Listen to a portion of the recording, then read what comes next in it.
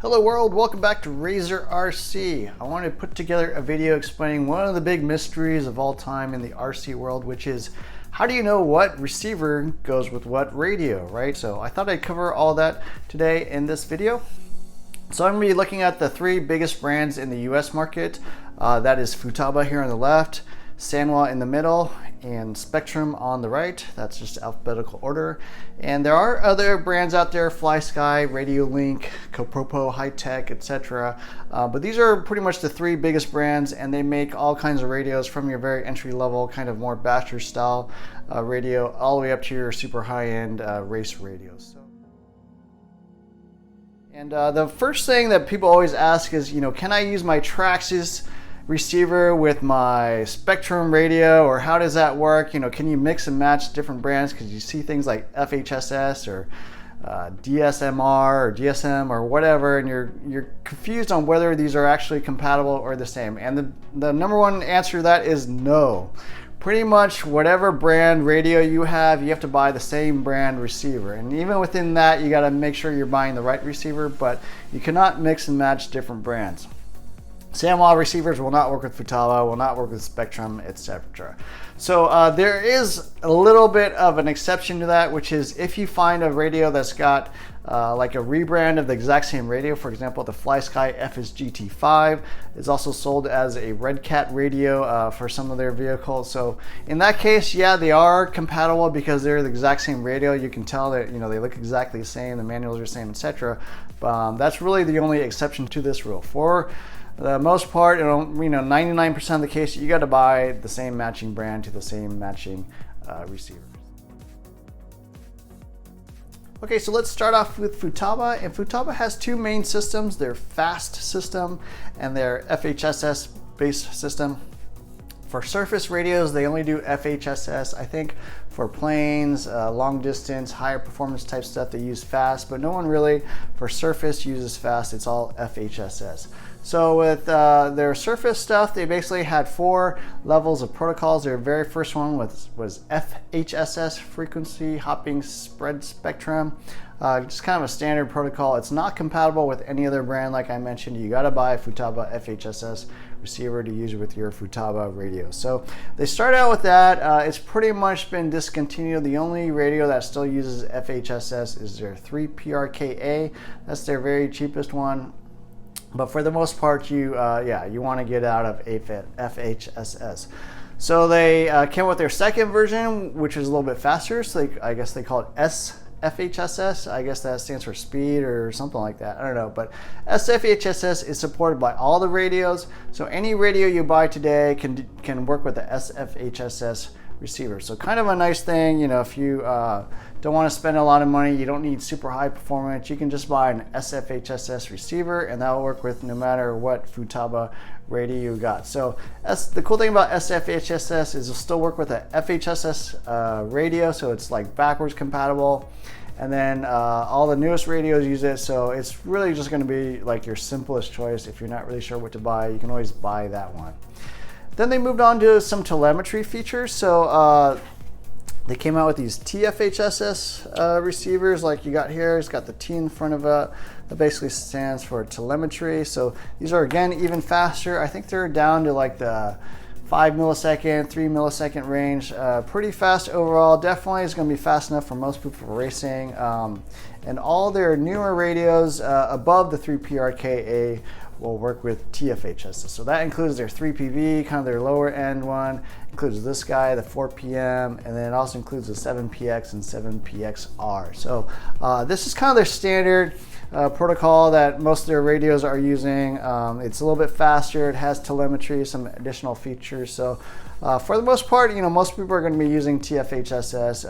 You're going to get, for racing, that's going to be fine.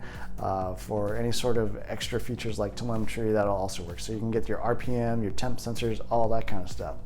And then their very newest one is the T-FHSS SR. So SR stands for super response. And again, their higher end radios use that. So the T4PM, like I got here, will do that. The 7PX and 7PXR will also support T-FHSS SR. So if you just want the absolute fastest Futaba as possible, that's going to be the one you want to buy. That's in the 3 millisecond or below range, just ultra fast.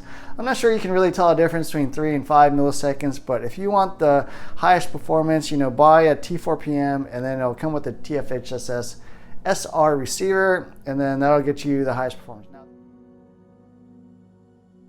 Next up is the Sanwa line of radios and receivers, and before we start and get into the nitty-gritty of Sanwa, I did want to mention one thing, which is they do have this guy, which is the Sanwa MX6, and it's kind of a redhead stepchild in the Sanwa line, because it uses this guy, the RX391W, and it is FHE. FHE, unfortunately, is completely incompatible with any other Sanwa radio on the market. This is the only radio that comes with it. Unfortunately, this is kind of their entry-level radio, so probably a little more common. MX6 sells for about $100. Comes with this FHE radio, but unfortunately, you're not going to be able to use any other radio, any other receiver with that system. So I do not recommend you buy that. I got one just for test purposes, but overall, I would try to avoid that and try to move up to this. So their next cheapest radio is the MTS. Sells for about $200 or less. Comes with a receiver, and so this is what I would start with. And so in the Sanwa line, they pretty much have 5 different protocols. So similar to the Futaba, started with FHSS, and then they moved on to FHSS 2, and then 3, and then 4, and they even actually have a 5 now, I think, with their highest end. I think it's the M17 supports FHSS 5. So FHSS was their first one. It's again incompatible with Futaba FHSS, so I would not try to use those with those 2 different brands. FHSS is pretty much gone. They used to use that like years and years ago. I think the last radio that still supports that is the Sanwa MXV. Then they came out with FHSS 2, which is a little bit faster. And again, the last radio I think that supported that was MXV. So the MXV is long gone, been replaced by the MX6, and so you're really not going to buy any FHSS or FHSS 2 radios. So then they moved on the 3, which again was faster. Pretty much every radio from Sanwa will now support FHSS 3 and above. So the MTS will do FHSS 3. If you're really on a budget, you could try to find one of those receivers, but really the one that they've standardized now is FHSS 4. So FHSS 4, I've got an example here, the RX 462, and you can see it says FH4T. So Sanwa likes to shorten down FHSS down just to FH. So FH2 refers to FHSS 2, FH3 obviously is FHSS 3, and 4 and 4T are basically 4 and a telemetry version of 4. So 4 again is faster than 3, faster than 2, and the other thing they changed is they added the T to the FHSS 4, so you can actually now have telemetry, extra controls, get information about temp sensors, all that kind of stuff, RPM, that kind of thing. They do sell FH4 or FHSS4 receivers, although for the most part, those are going to be a little bit cheaper, and if you don't need telemetry, you can find one of those. If you want the telemetry stuff, then you buy the T version. So it just kind of depends on what you're trying to do. And then they finally came out with FHSS 5 or FH5. So that's their fastest, newest, I think it's the super high response or something like that, but I believe only their highest end radios do that, the M17, maybe the MT44, I'll have to double check, but yeah, that's pretty much it. So I would generally just try to buy a FHSS 4 or 4T receiver. These are gonna be super fast, 5 milliseconds and less. If you want even more, yeah, you get an FH5 receiver, but really it's only going to work with their super high-end, like $500 radios. So yeah, that's pretty much an overview of Sanwa and all their different receivers and radios. So just don't buy an MX6 and try to stick to FH4 and you'll be good. Okay, and finally we're going to talk about Spektrum, and kind of like the Sanwas, there is one radio to avoid, and that is this guy right here, the STX2. This says it's Spektrum, but in my opinion, this is just kind of a rebranded, some other off-brand radio. It has nothing to do with the rest of the Spektrum line. This is just kind of their cheap RTR radio. It works, but really the performance is not going to be anywhere close to the other Spektrums, and it's totally incompatible. So this is running FHSS, whereas the rest of the Spektrums run DSSS. So as you can tell, totally different protocol, totally different radio. In my opinion, not really a true Spektrum. So on the true Spektrum line, in my opinion, as I understand it, Spektrum basically invented the 2.4 gigahertz RC radio line. So their very first protocol was called DSM. And so DSM, I don't know how long it's probably like 10 years old or something at this point. DSM came out, Spektrum was the first one to use that. Totally different from FHSS. Like I mentioned, all the Spektrum stuff is based off DSSS, which is another type of 2.4 gigahertz frequency hopping type protocol, and Spektrum is the only company that uses it. So DSM, I think it had some problems. People had problems with glitching, interference. Their receivers are kind of brown out, so kind of gave bad taste. I think left a bad taste in people's mouths with Spektrum. So a lot of times, you hear Spektrums are glitchy or whatever. That's really referring to the DSM line, which was not super reliable. Then they came out with DSM2. So DSM2 was their newer one, a lot more reliable, better receivers, all that kind of thing. For the most part, DSM2 is pretty much gone. All the receivers you buy on the market today are going to be DSMR, so that's their latest one.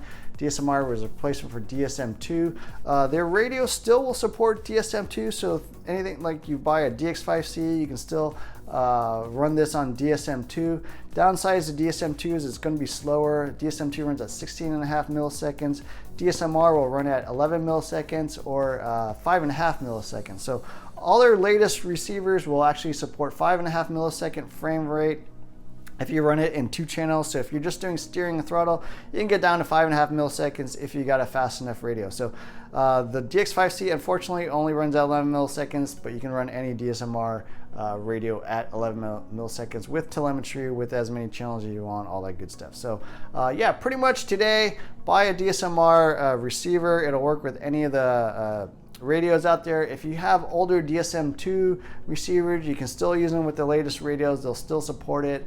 But if you have an old DSM2 radio, you're not going to be able to run a DSMR receiver. So here's an example of a DSMR receiver, the SRS 6000. This actually has been replaced by the 6100. I think it's called the AT. But it's got AVC, telemetry, like 6 channels, all that good stuff. So yeah, anyways, that's an overview of Spektrum. DSMR is kind of the standard. You can still find DSM2 cheap receivers here and there, maybe on eBay, etc. But for the most part, I would stick with DSMR receivers. The newest one they got is like a $30 receiver. It does not have a bind button, so it's pretty nice and pretty affordable. Anyways, I hope you enjoyed this video. Please like, share, subscribe, hit the add notifications button, share with your friends, and look for more videos soon. Thanks for watching.